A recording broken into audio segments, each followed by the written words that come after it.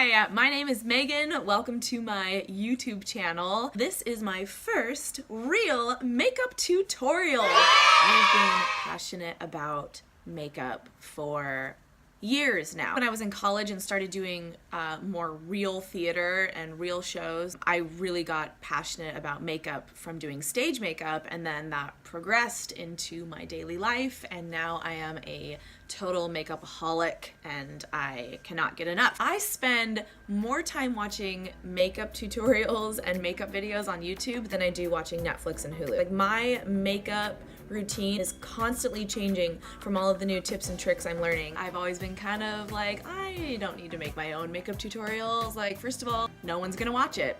And maybe nobody will ever watch this. Maybe in a couple years I'll check back on this video and the views will still be 1 and it will just be me. But maybe someone out there on YouTube will find this video and really enjoy it. Today, as you can see by the title, I'm gonna show you how I do my makeup for my headshots. You gotta constantly be getting your headshots done because your hair grows and your face changes and you get older and you get wrinkles. Talk you through this makeup look, very natural, no makeup look, specifically for getting your picture taken. For headshot photography specific makeup, keep on watching. Woo! I have white strips on right now. I'm gonna leave those on for 30 minutes, so it might be the whole video, it might not, who knows. I start off, of course, by moisturizing. I'm using a little sample of Glam Glow Mega Illuminating Moisturizer. I always moisturize before I do my makeup because I don't want my face to look like a mask, and especially for getting your photos taken, you definitely want to have moisture in your skin so that you look like a real person. So quenched. Now that my moisturizer has seeped into my skin, I'm gonna throw my primer on. I totally splurged and got the Tatcha Silk Canvas primer. This guy was $55 after tax, but I had to, and look at, I got it months ago and there's still so much left. Any primer will work, of course, because we're getting photos taken today. I'm using the nice stuff. Focusing on places where I have a little extra texture just to smooth it out. So already you can see that my face has less of that sheen to it and now looks a little more smooth. Or maybe you can't tell. I can tell, and that's what matters. Now it's time for foundation. I'm going to use a combination of Huda Beauty and the Born This Way from Too Faced because my skin is kind of in between these two colors right now because it's turning into winter. And I'm gonna apply my foundation with the little June & Co. microfiber velvet sponge that I got wet. This was a total Instagram ad buy. I had to, but it was only $6, so. I don't want to go completely full coverage today because my photos, I want them to look really natural. So I'm doing like a half pump of this, just like the tiniest bit. You can always add more, you know? A little half pump of that. Mix it around, mix it around. And then I always start my foundation on the places that really need cover up. So zits, in other words. Very, very fun to still get acne as an adult. Oh yeah. I like the sponge because it doesn't really soak up any of your product like other sponges do, so you can use less product. Don't forget to pull your foundation down your jawline and your chin. It just makes it blend more seamlessly into your neck. You do want all of your skin to look like it's part of the same body.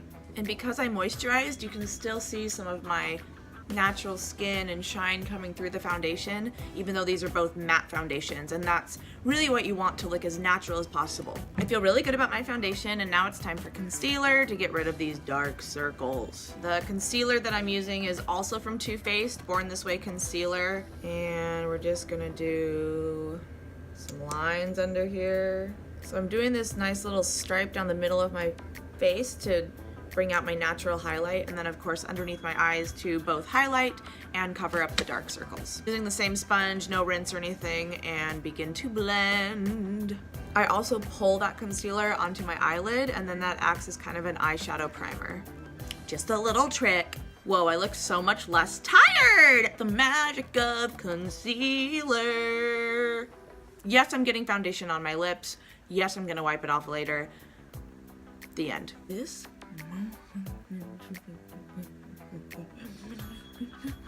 really nothing I can do about that zit. It's just gonna be there. So all of my pictures will be from this angle today. Oh, except for this guy. Great, what a great day. I only get big zits when there's a photo to be taken. now time to powder. So I'm taking, this is the Maybelline Fit Me in the Fair to Light, and this will be for my under eyes. It's called baking, where you are literally cooking your face underneath this powder, and it just helps to eliminate super shine. Again, I'm using the same sponge, and you don't have to make it look pretty or anything because you're gonna take it off.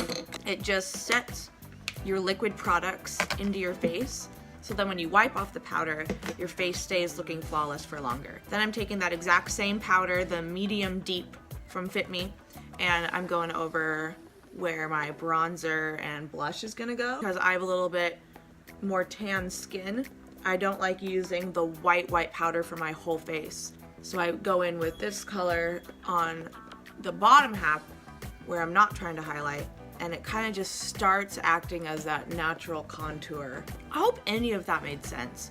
You also don't have to bake. You do have to put a layer of powder on before you go in with other powder products, because if you just put your foundation on and immediately go in with a powder brush or bronzer, if you put on your liquid foundation and immediately go in with a powder, blush, or bronzer, it will get muddy and gross with the powder mixing with the liquid. It's time to take off these white strips. I'll be right back. Okay, much better. Now I can talk normal again. Also, look how pretty my teeth. I took off the foundation on my lips and threw on a little lip mask to start hydrating up those kissy poos. So sorry, I just said kissy poos. While the powder is setting my concealer and foundation, I'm gonna go ahead and do my eyebrows. Now this is the part of my makeup routine that takes the absolute longest, because as you can see, my brows are a huge bummer. I way over plucked in the early 2000s and they just don't grow back. It's tragic. So I start by combing them. I have watched an embarrassing amount of YouTube tutorials on how to do eyebrows, and I have combined probably maybe 8 or 9 different YouTubers' techniques to get a natural looking brow that works for me. So here we go. Here's all the things that I've learned. So I have tried close to 1 million different eyebrow products. So the first thing I'm using is from also Maybelline, the Tattoo Studio Brow Gel. I apply this with a brush because let me show you, in what universe would anybody ever use this on their brows? That's the worst applicator I've ever seen. This stuff stays on really well, and I use it just to outline where my brow is gonna go. Start at the bottom where my eyebrows should be. Not filling them in, I'm just creating the little outline for them. See? Outlined. Cool. So now they're both outlined, looking pretty weird, but that's okay. This is the Precisely My Brow from Benefit Cosmetics. This is a little more pricey. I think this is $18. It's a actual pencil.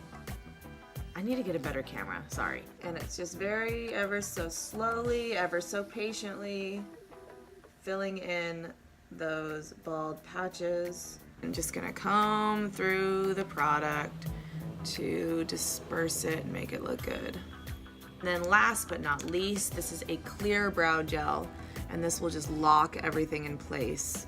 They do not look identical, but that's okay because, again, natural, right? Okay, so at this point, the powder has been on our faces long enough, and so I'm just taking a big fluffy brush and dusting it all off the face. As you can see, my skin's looking really, I mean, other than this, my skin is looking very seamless. And now it's time to bronze up, baby. Get that sideburn out of here. Bronzer needs to start from the top of your ear and come in like this, like a triangle, and it needs to stop before it gets too close to your mouth because you do not want to look like you have mutton chops. You don't want to look dirty. I know people go one side at a time, but when I do it, I like to go both sides kind of at once just so I can keep them even. Great. I mean, that looks good enough to me. So natch. Blush is completely optional. I like to add just a little bit of rosiness to my cheeks because I think it makes me look sun-kissed. But this is definitely a skip that you can step. Wowie. This is definitely a step that you can skip. She lives in California. Look how sun-kissed she is. So there is a lot of powder on my face, which means it's time for a spritz. This is the MAC Fix Plus with Rose, which is my favorite right now. Okay. Okay, moving on to our eyes. I am going to do just the most natural, simple eye look ever. I've got this big old fluffy brush, which I think was originally supposed to be a highlighter brush, but I use it for eyeshadow. And when I say eyeshadow, I mean the same bronzer that I already used to bronze my face. I just kind of go up in the crease and like where the wing would be. Just very light and natural. Don't we love how many times I've said natural in this video? This is from NYX. It is a glitter. I know I said we're going natural, but I'm just taking, it's just the littlest bit of glitter, just like the tiniest bit of glitter, and right in the middle of my eyes. But see, when I open my eyes and smile, it just like brings a little bit of light and life into my eyes. When I'm doing my normal routine, I really go in with highlighter. I'm like, glow, glow. But we're getting our headshots taken today. I have this really super cool concoction that I made, and I took a bunch of my highlighters that broke and I crumbled them all up and combined them into this one master highlighter. Before I even put the highlighter on, you can see where the light is hitting me on my cheek. So that's where my cheekbone, so that's where the highlighter will go as well. I always like to highlight my nose, so I just do like the little tippiest tip, and then in the middle of the bridge. Yeah. Ooh, I'm so tempted. I'm like, don't do more. And I mean, why not? We'll just kind of hit the shoulder. Am I as sexy as Rihanna doing this? Yeah, I took a break, obviously, and blow dry my hair. Blow dried? Blow dry. Blow dried? Blow dry. I dried my hair. Threw on a little bit of mascara. I didn't go super thick with that mascara because when you're taking pictures, sometimes heavy mascara will create shadows on your face. So I wanted to keep my lashes defined but not dramatic. Again, natural. I'm gonna finish the look off with a little bit of lip color. All I'm gonna do is put a little bit in the middle of my lip and on each of the top parts of my lip here. And then I'm gonna just rub it together using my finger. I don't want it to be that super defined matte lipstick look, just to make it look like my lips, but a little bit juicier and plumpier and yummier than regular old lips. My final step, of course, is one more spritz of setting spray, just to lock everything in, bust out our fan, and that's the final look. Let's go get some pictures taken.